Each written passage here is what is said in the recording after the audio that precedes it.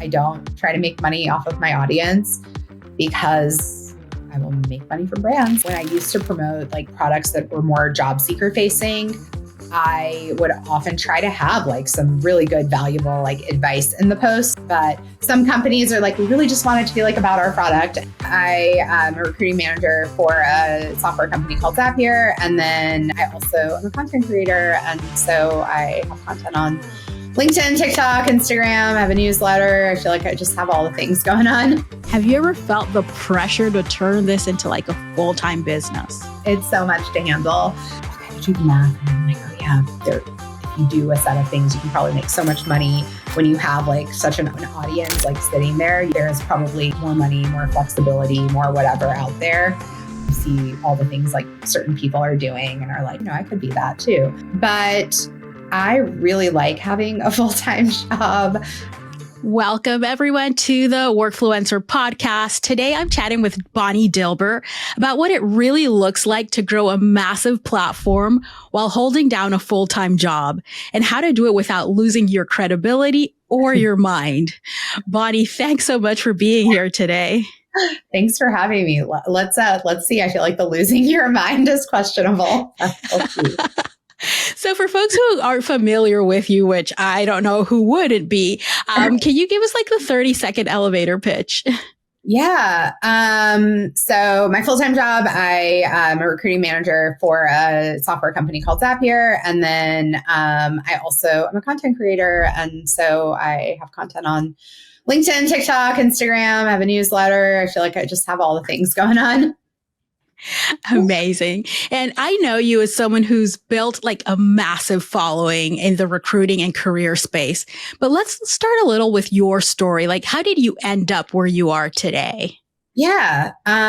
Good question. It's been like a little bit of a winding journey, which I think a lot of people's careers have like different arcs, but I found recruiting a little like further into my career. I started off as a teacher actually, and then was kind of in that education space for a long time, where I just kind of moved into teacher development and then was like kind of running a nonprofit program that trained teachers and supported teachers working in under-resourced communities around the country. And so was really in that side of things. And the thing I always loved was the hiring part and getting to like build my team. And so when I would kind of finally reach the point where I was like, I'm ready to try something new. I was like, I always love recruiting. Like, why don't I just try to do something that's like full-time in recruiting? And so I ended up moving over to a school district where I was running the recruiting team. I had never worked in recruiting, but anyway, that they offered me the job and I was like, okay, sure. So really had to like drink from the fire hose there on the recruiting side of things. And then, so I've been there for like the past decade and back in, I worked for the school system. I did some like different consulting with small schools and nonprofits, and then worked with the recruiting team for a nonprofit called Teach for America for a couple of years, and then felt like my whole career had been in that space, and I'd always wanted to work in tech. And back in 2021, a lot of tech was blowing up. Everyone was hiring. I was seeing a lot of my friends in education make the move into tech at that point. And so I thought, you know what, like, let me give this a try too, and was lucky to have an opportunity with Zapier. And so I've been here ever since. And then the content piece kind of evolved. I think it sort of connects maybe like that teacher side or the education side, and getting to kind of like educate or share more about the work I'm doing. But yeah, just kind of like emerged from that over the last couple of years. Cool. Like what gave you the idea? Like what prompted like, oh, I should start creating content? So I felt like very out of my element when I made the transition to tech, honestly, because in education, I was super well networked. Like there were Teach for America alumni everywhere. And if you were just responsive to one another. And so just kind of felt like I knew everyone. If I was hiring for something, I knew exactly who to ask and get referrals from. And, just could post on social media and get like lots of people applying to our roles and things like that. And then I moved into tech and I had no networks in this space. So I was hiring for a new type of roles. I didn't really know much about the industry, just kind of fell out of my element. So honestly, That was what prompted me. I felt like I needed to change what my network looked like. So I would get responses to my in-mails and get introductions to the right people and that kind of thing. And so that was actually what prompted me to start posting on LinkedIn. And then I just started getting like positive feedback from people and people liking my posts or sharing them, or, people suddenly like getting all these connection requests and all of that. So the more that kind of happened, then you kind of get this positive feedback loop and I'm like, oh, that's fun. I want to do that some more. So yeah, for sure. Started. What's it like showing up online, like as Bonnie the creator, while also being like Bonnie the manager, the recruiter, the employee? Like, are those personas ever in tension? I think it definitely can be. And I probably had like a few times where honestly it has been, or where maybe something I've like said online might rub someone I work with like the wrong way or something, or might feel like, wait, could that be perceived as an opinion or stance of my employer versus me as an individual? You can say all opinions are my own all you want, but like people don't read it that way. So I have had, a small number of like instances, I would say, around that. But the thing I value as a person is authenticity. So 98% of the time, how I show up online is honestly how I show up in my real life and, how people see me at work. And so I think it's a lot easier when you do have that authenticity. I see some creators where I'm like, gosh, some of the things that you kind of like publicly maybe talk about or how you present yourself could actually really be at odds with a lot of employers and could like, negatively like impact you there. Or those sorts of things, or, people who maybe like, you don't work for a remote company, but if all your content is like, go remote work, return to office initiatives suck. Like if you're, publicly saying that, but you're actually working for a company in office, that, that's going to be a tension. It might make your company kind of raise their eyebrows. So I think you have to kind of think about that. And there's certain topics that I would say I've like kind of tried to scale back from talking about because I want to make sure that they don't get like perceived as something that my employer would think, because maybe my personal opinion is different. So, I think you have to like, have to kind of navigate that. But usually I just try to maybe omit that versus saying something I don't believe in. Be honest. You're probably coming back next week anyway. Make it official. Like and subscribe. It helps other people find Workfluencer, and it gives me one more reason to keep doing this. How have you handled like people that you work with have thought like, oh, are you talking about us or anything like that? Yeah. So anytime that I share something that is like referencing a real situation, I will actually like ask the person if it's okay. Like, hey, could I like reference this, online, or could I, speak to this, or would you like to be tagged? Like that kind of thing. So I think honestly that helps because I don't talk about like situations. Now, early on, I kind of did. And then one time someone kind of gave me feedback. Hey, like, I don't know if you should have shared like that particular metric. Can you edit that? And I was like, oh, I didn't think of that because it wasn't like an internal metric. It was just like my sort of me sharing something about like a percentage of people we responded to, or, something that felt innocuous. That anyway, they were like, yeah, we don't like normally share data. So I said, great. And so just don't, share it anymore. And so sometimes there have been those learning experiences. Someone will tell me, I make an edit, and then it just doesn't happen again, and everyone's fine with it. It doesn't cause, any long-term issues. My company also, we created social media guidelines in, I think, 2022, maybe 2023 sometime. And that helped as well because, I could read those and have like something to kind of reference. And I do think everyone should check. I actually was talking with people on our marketing team just yesterday about their presence on LinkedIn, and I referenced it and they were like, wait, we have social media guidelines, like we didn't know. And so, yeah, it's like one of those things I think most people probably don't realize their company might have something in place that could guide what they do and don't share.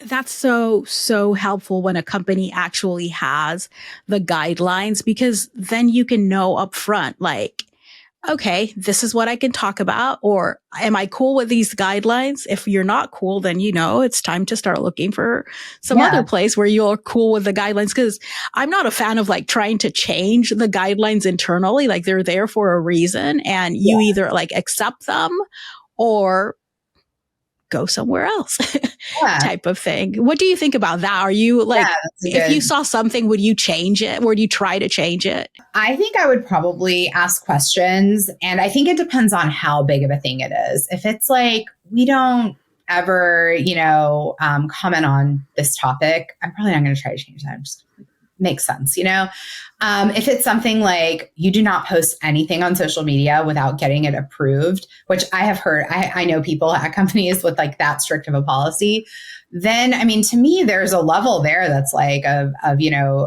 trying to have oversight over I might just like kind of try through my manager to have a conversation of, do we think that's serving us? Like, or do we think we're getting left behind because this is such a big thing, such a part of like employer brand and can give you such like access to branding, like for your company, it could be such a win. So I might just like kind of ask the questions and see if there's openness. Some of that stuff could also be outdated. It could be something that's been in place for 15 years. And the world has changed. And so maybe people don't even realize it's there anymore. So, sometimes I think it's like worth asking a question, or it might be worth, if you want to do something that you think is like a violation, you could ask in advance and kind of test the waters a little. But yeah, if like you want to have a big social media presence, or you want to start working with your brands and your company has a policy that like you can't make any sort of side income and, promote other companies, and you want to do that, you might have to like look elsewhere or make that like difficult choice. Yeah. So you're not afraid to speak about hiring and job searching. That's why I love your content. How do you think about like the boundaries when you're posting? Like, yeah, I'm sure your company doesn't get to the detail of like, you can't post about this, but like, especially while managing like a team, because I'm sure they look up to and like use you as an example of what to post. Like, how do you handle that? I mean, I try to, again, like kind of lean in. I think it helps that my company has a policy of transparency. So a lot of the stuff that I've heard about like recruiting, literally, like you can find it on our website. Like we're not hiding our processes from people.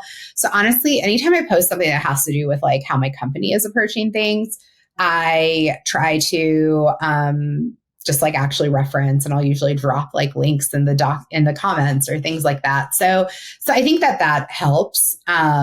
Or, I'll try to shout out if I'm sharing an opinion on something like, my company has a commitment to responding to every applicant within 7 days, or someone never going more than 7 days in our process without hearing from us, even if it's like a no update.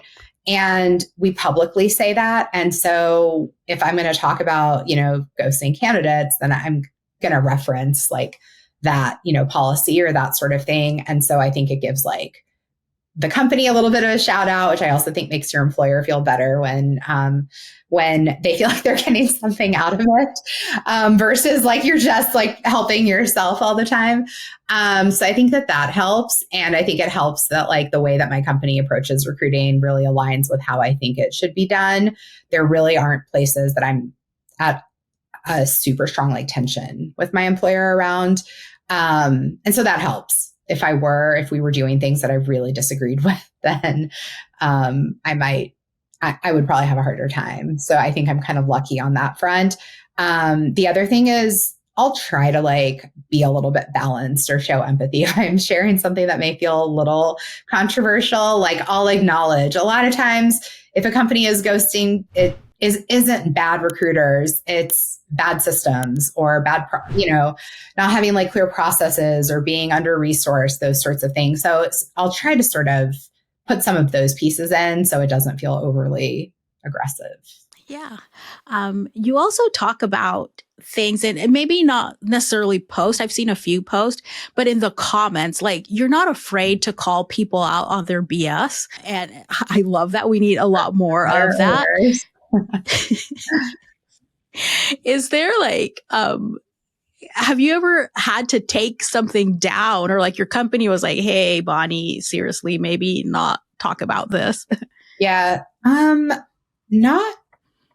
Not that I can think of. I've never taken anything down. I've like made like an edit on a kind of a data to go to like more broad language. There's never been like anything that I've been asked to take down. So, maybe because people aren't reading everything I write. I don't know. That too. Has it ever has anything that you've commented or posted ever severed or impacted any of your professional relationships, even if it's not at your current employer? Probably. I mean, there's people who I think at one point I really kind of looked up to, or I thought, had a lot of really great thoughts on things. And then over time I've been gosh, I feel like you're actually pushing a false narrative, or you're just trying to get views. So I kind of back off of engaging with them. Sometimes I'll say something in comments or be like, that's not true, or something like that. Or I'm surprised someone with your level of experience would say that, or can you tell me what system you've used that actually does this thing you're claiming they do, that kind of thing.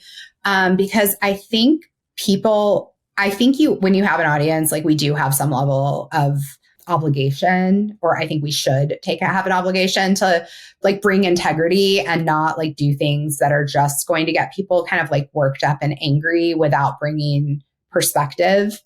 And I see that a lot, and recruiting is such an easy way to do it. And LinkedIn, anywhere you go, every adult work. So anyone can relate to content about the workplace and about job search. Everyone, even if they're happily employed, things are great. They're going to go through a job search. They're going to get rejected. It's such a relatable topic.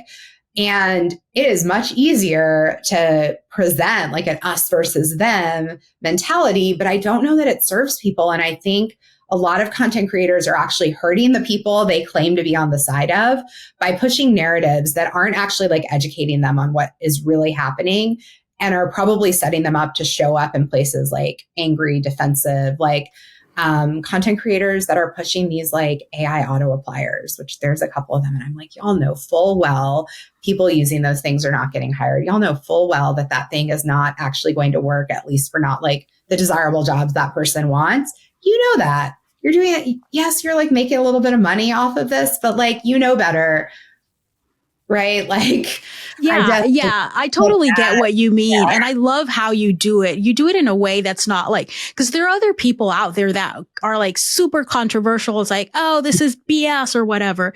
You do it in a way you ask questions, kind of like what you said. It's someone like you with all of your experience, I'm surprised that you're saying this, or what system have you seen do this? I'm gonna I saw it the other day where you asked someone, of course, talking about the ATS bots and you asked them oh, I've used these and these. Which one have you used that does that? It's it's a nice way of telling them they're full of it, because we know that there's educate me, because I don't know everything. I know a lot. I'm probably more arrogant than I need to be about what I know, but I don't know it all. So please educate me, but don't make these claims if you actually know or can't prove that exists. Yeah. And I love that you take the content creation and having an audience seriously, especially in the type of content that we create. For, like you said, everyone's looked for a job at some point. It's a frustrating, life-changing experience. How do you make sure for your own content that what you're writing is actually serving? Yeah. And I've I think I've moved towards this more and more. I think I probably used to talk a lot more about the struggles in the system, but I think as I've gone further and further and realized I don't know that it's actually helping people. And it's hard because a post that's companies just need to give people a chance, hire someone, teach them, invest in teaching people. That's going to do really well. People love that. That's the messaging they want. But that loses sight of reality that companies don't exist to help people. They exist to make money. And so that story isn't going to get as many likes. It's not going to be as exciting for people to read.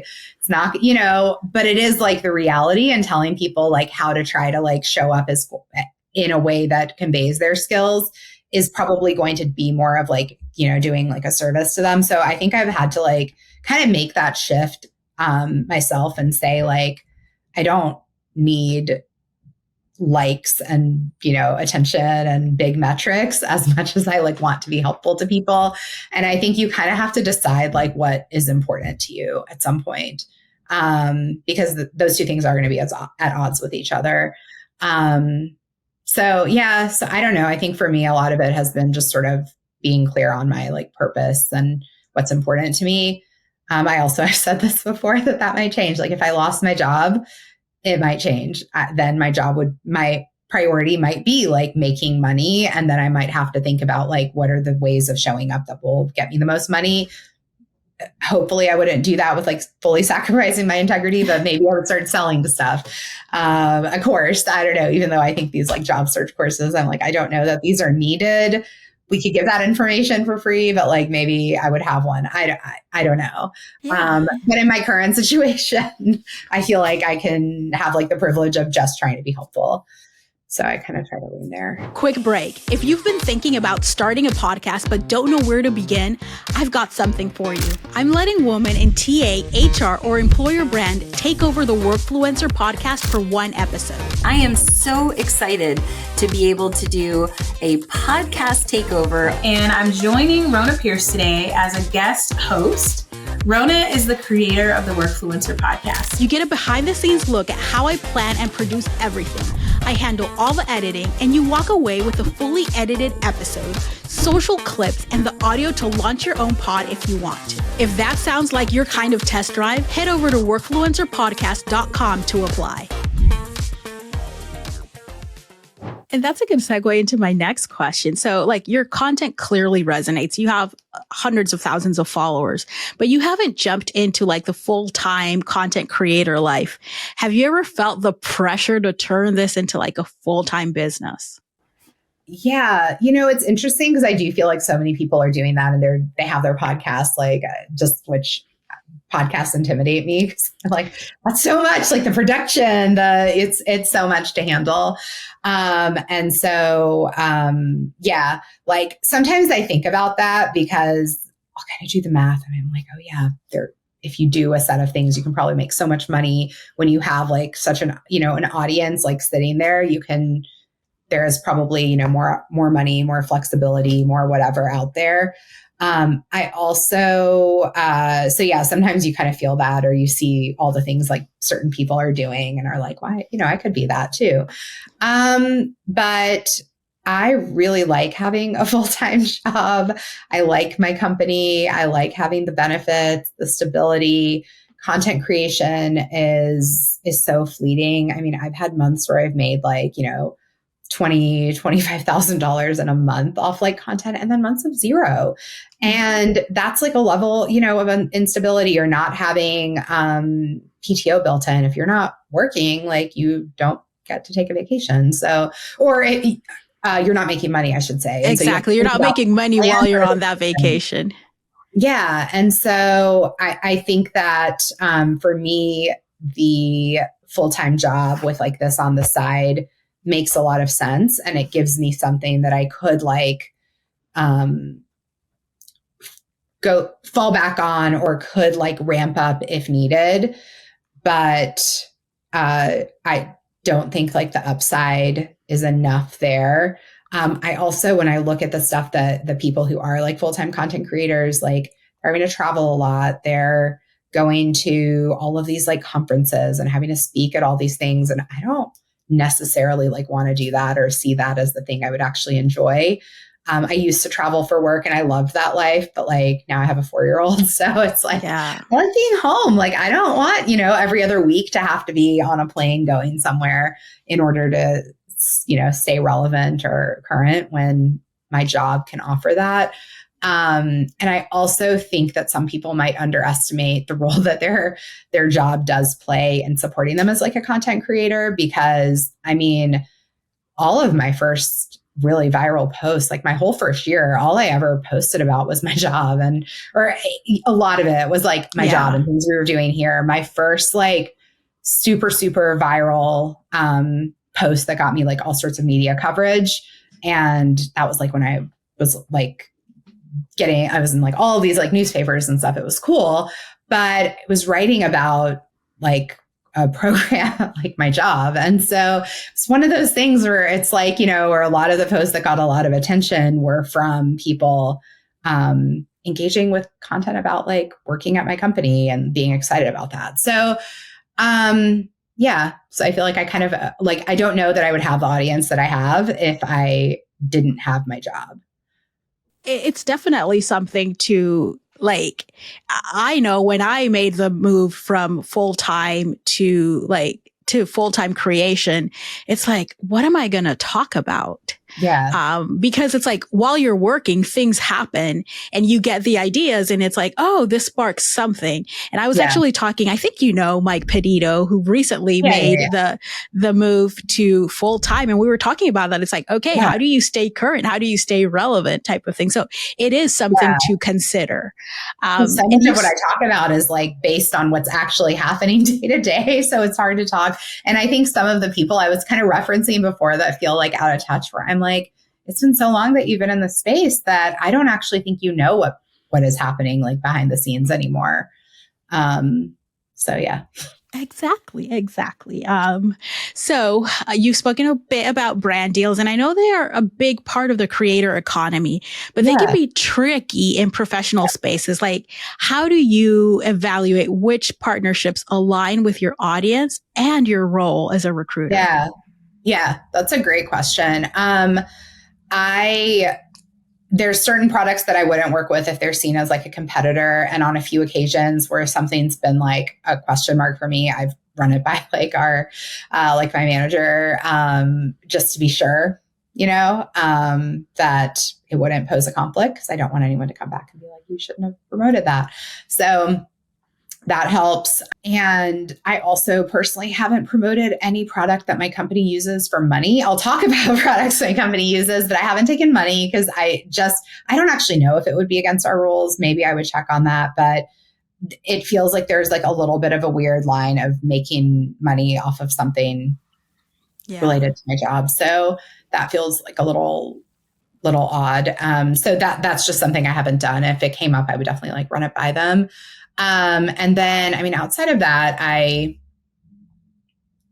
more just think about like my own sort of values. Like, is it something I would genuinely use? If it is a product that I could theoretically use, then I always like try to use it for a few weeks before I will talk about it and make sure I feel good about it. There's some that once I've gotten into it, I'm like, this is just not good. Like, I would never like use this myself, so I can't promote it. And then if it's something that I can't like kind of reasonably like do that with, then I try to do a lot of research on, like an HRIS or something I've worked with, or like another ATS, things like that. Those are ones where I'll do a demo. I'll like read reviews, and I'll really just try to make sure I understand it enough that I can legitimately say like, hey, I don't use this, but like, here's why it's worth a look. That sort of thing. And so, but yeah, I would say like when in doubt, talk to your employer. I also know some people that work for companies that do not allow them to promote anything. And so I think it's really, really important, if that's a space people want to be in, that they're actually talking to their employer about it. And I like your approach. I actually take a similar approach. Like, so I used to work in recruiting operations, right?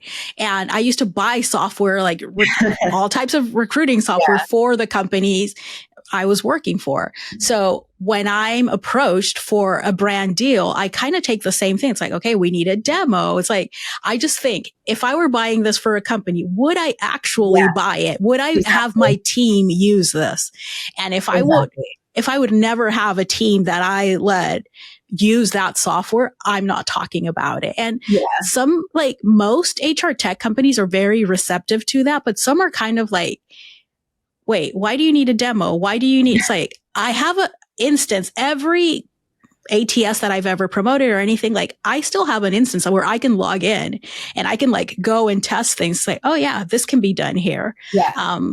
It's important. I think you lose trust with people if you just start promoting whatever. And it's like, wait, wasn't she promoting this the other day? That's total opposite of this. Yeah, I try to avoid like competitors too. And I've sometimes had situations where I'm like, I'm talking about this one, and now you do the exact same thing. Is this going to be weird? And so I'll typically try to wrap up working with like one company, give it some time, and then be like, okay, now it's kind of like an exclusivity thing, or make sure I take a very different angle in talking about the product, that sort of thing, so that it doesn't feel like these two things are at odds with each other. And also to companies, because at some point I'm like, if they see, okay, like she's promoted 4 other things in this space, then, you know, they may not want to be just like another one on the list, because they're going to realize like your audience probably just moves past it because you're talking about just whatever random product, or just like a different random product every week. How has your audience taken to like your brand or like your promoted post? Because some people really are like, don't like when a creator starts promoting things. Totally. Yeah. It's hit or miss, like, and the algorithms have changed so much too. Like when I first started, a lot of them would do really well, honestly. And I think it kind of depends on also the goals of the company, because when I used to promote like products that were more job seeker facing, I would often try to have like some really good, valuable like advice in the post. So even if you didn't care about the product, you were going to get something out of the post and find it like useful.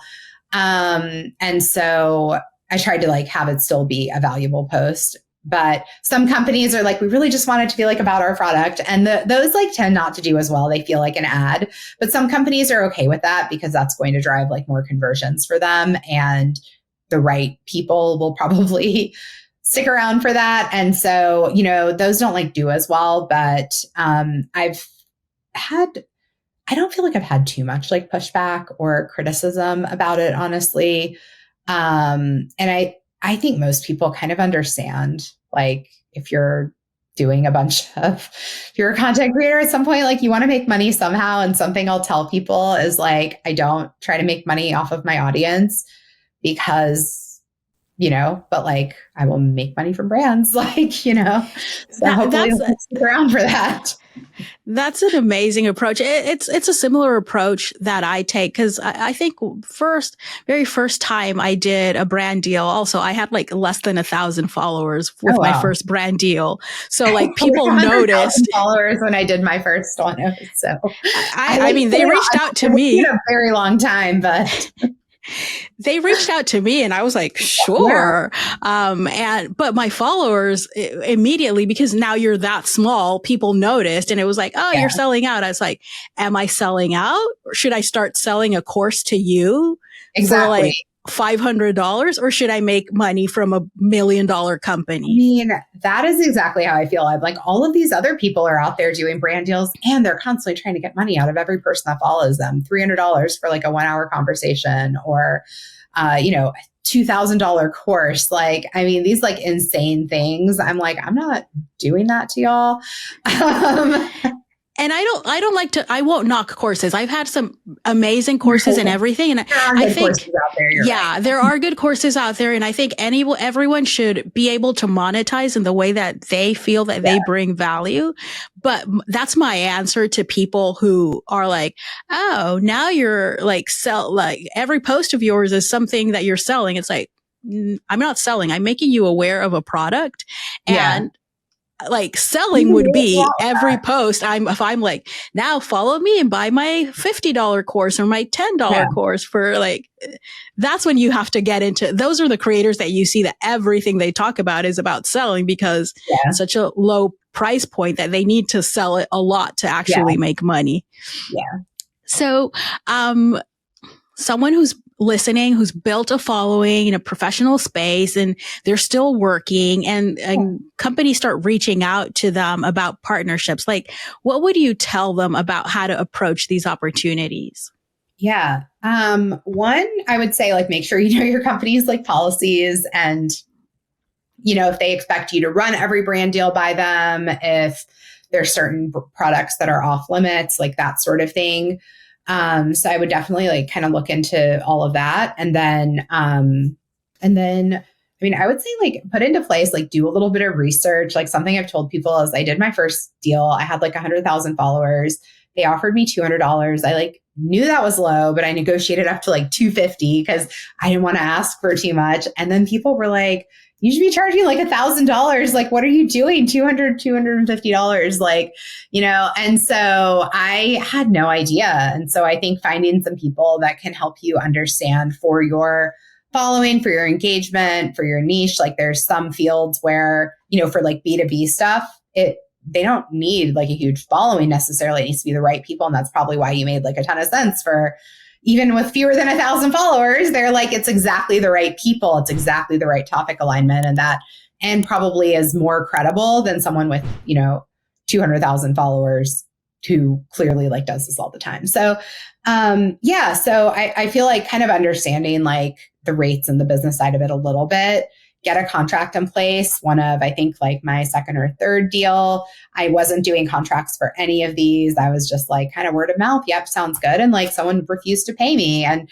they just ghosted me actually. And it was someone that I had known for years. So I also thought that or not well, but we had worked together at a previous employer. And so I was just like, they're like completely ghosting me after I did this like content for,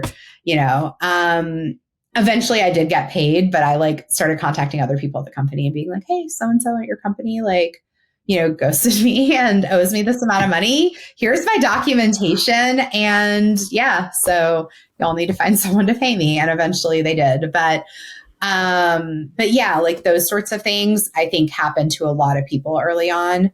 And I would also say like research the company because some of them will come with an email that looks really credible and they'll name drop certain people. And then if you like dig into it, you might not actually be able to find any evidence that one of those people promoted them. They can fabricate whatever they want or that sort of thing. And so I really think it's important to like do your research because I think there's a lot of scammy products out there. Yes, there is. So you're part of this like growing wave of people that are building significant influence while working full-time jobs. I like to call them workfluencers. What do you think is driving this trend? I think a couple of things. One is like just where social media is, where people are sharing so much of their lives that it probably just makes sense that with Gen Z, like kind of entering the workforce and being people who have put their whole lives on social media since they were kids, for better or worse, but they have. I think that's kind of where it got normalized, like especially during the pandemic, like the day in the lives, like all those sorts of things. I think kind of like normalized like work on social media, and then more people like, older people such as myself were like, oh, that looks fun. Let me try that too.